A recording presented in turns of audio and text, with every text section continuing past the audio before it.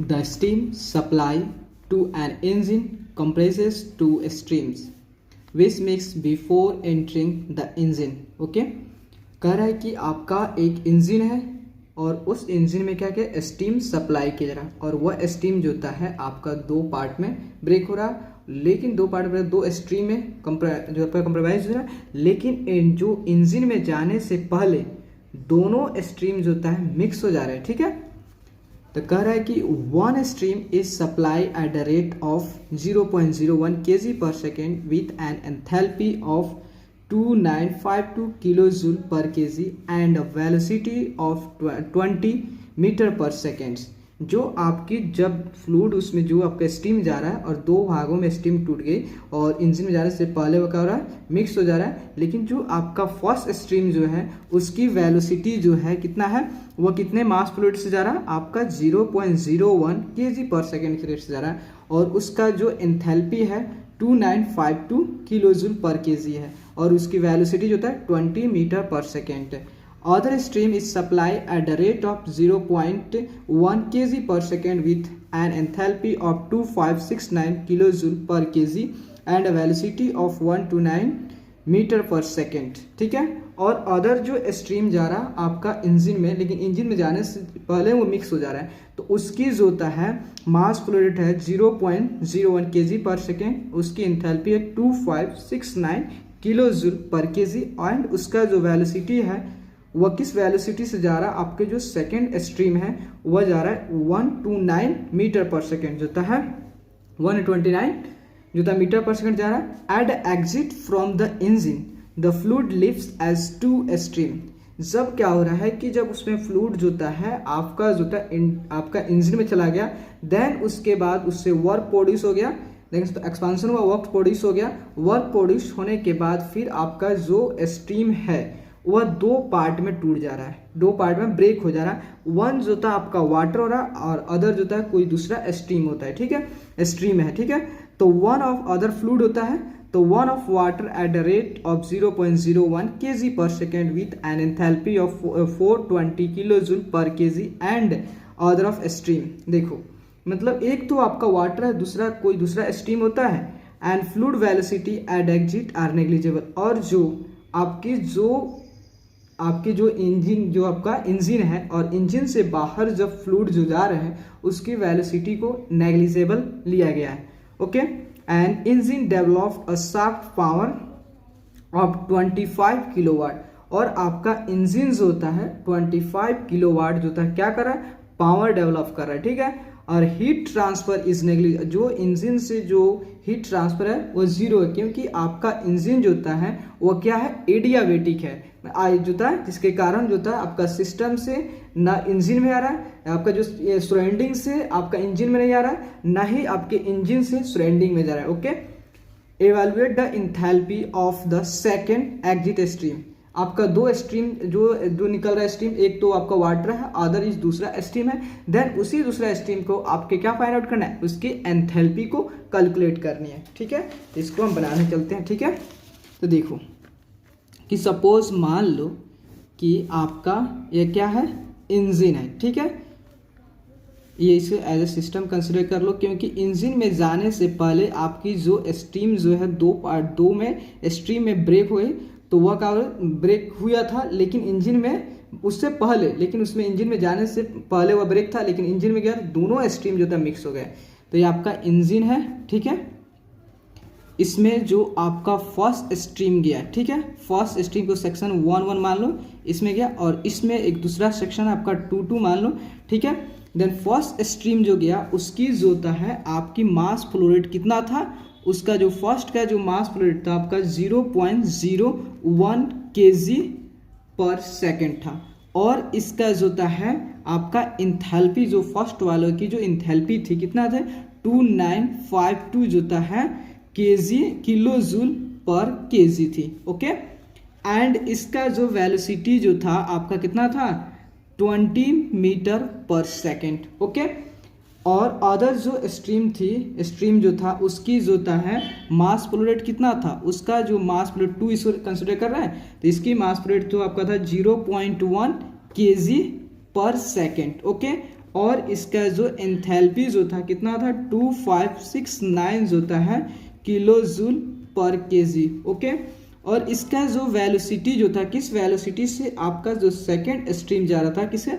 120 metre पर second के speed से जा रहा था। ओके, तो इंजन में जाने के बाद अब इंजन में चला गया, दोनों फ्लूइड्स जो था दोनों स्ट्रीम गया, उसके मिक्स हुआ, उसके बाद आपको पावर प्रोड्यूस हुआ। पावर प्रोड्यूस होने के बाद आपका इंजन जो था क्या कर रहा है, एक शाफ्ट पावर प्रोड्यूस कर रहा है। ठीक है, शाफ्ट पावर कितना प्रोड्यूस कर रहा है, आपका जो था है शाफ्ट पावर प्रोड्यूस कर 25 किलो वाट आपका शाफ्ट पावर प्रोड्यूस हो रहा है।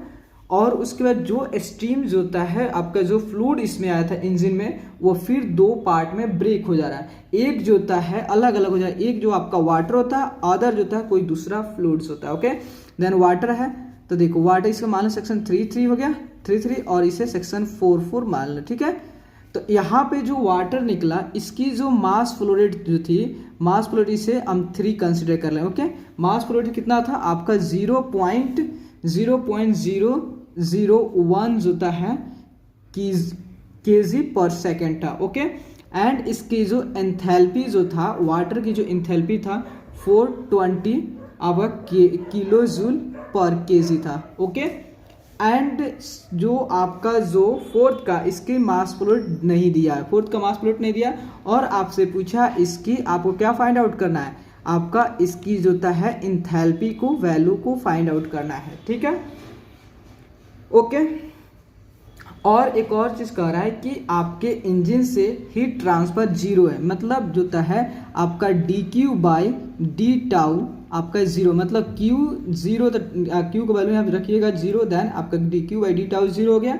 एंड एक और कंडीशन जो है, जब आपके इंजन से पावर प्रोड्यूस होने के बाद जब दो, एक वाटर है एक अदर जो आपका स्ट्रीम है जिसे आप कर रहे हो कोई फ्लूइड हुआ, तो उन दोनों का जो वेलोसिटी, जो एग्जिट पे जो वेलोसिटी है आपका V3 भी 0 है, नेग्लिजिबल में 0, एंड आपका V4 भी आपका 0 है। ठीक है, सबसे पहले हमको स्टडी फ्लो एनर्जी इक्वेशन आपके इस सेक्शन पे 1 2 3 4 ये सब लगाने से पहले हमको जो है क्या निकालना पड़ेगा, आपका जो है M4 की वैल्यू भी कैलकुलेट करना पड़ेगा, mass flow rate of the fourth जो फ्लूइड है उसकी निकालने पे, तभी जाके आप स्टडी फ्लो एनर्जी इक्वेशन में पूरी वैल्यू को रख सकते हो। ठीक है, देन सबसे पहले हम क्या निकालेंगे, बाई जो है मास बैलेंस से, मास बैलेंस से जो है मतलब जितना फ्लूइड आपके इंजन में गया उतना ही बाहर जाना चाहिए।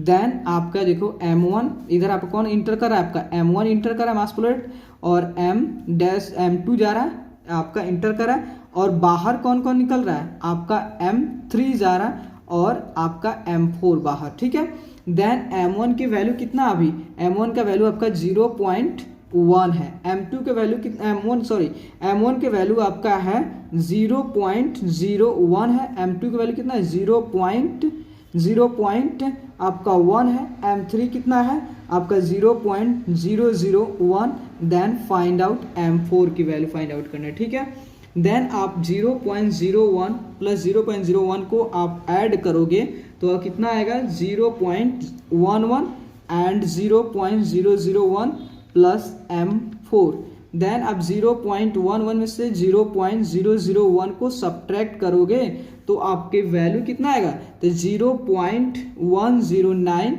आपका M4 की वैल्यू निकल गया। ठीक है, आपका M4 का वैल्यू निकल गया। देन आप अप्लाई कर सकते हो स्टेडी फ्लो एनर्जी इक्वेशन, तो आप अप्लाई करो क्या,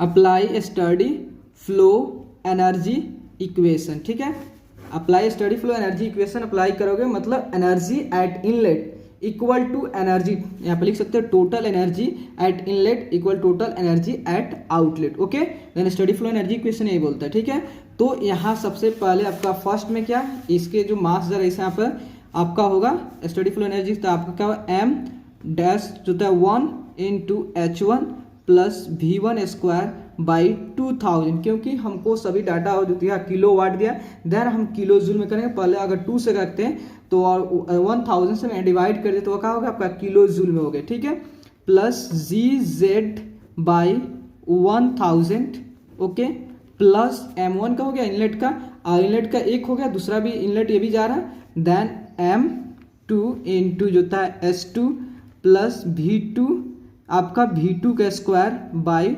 2000 प्लस GZ2 बाई 1000 प्लस होता है आपका DQ by d tau. Okay, then आपका इक्वल हो गया M-3 into S3 plus V3 का स्क्वायर बाई 2000। ये क्या है आपका आउटलेट जो इंजन का जो आउटलेट है वहाँ पे जो आपका एग्जिट कंडीशन का है आपका G3 बाई 1000 प्लस होता है M4 इंटू S4 और आपका 4 जो आपका स्ट्रीम जरा उसके लिए 4 प्लस आपका V4 का square by 2000 plus GZ4 by 1000 plus होता है DW by d tau. Okay, DW by d tau. Okay, तो देखो सबसे पहले आपका जो होता है कि जो आपका Z1 जो होता है नहीं दिया तो Z1 equal to Z2 equal to Z3 equal to Z4 सबका एलिवेशन में पोटेंशियल एनर्जी आपका जीरो होगा सबका।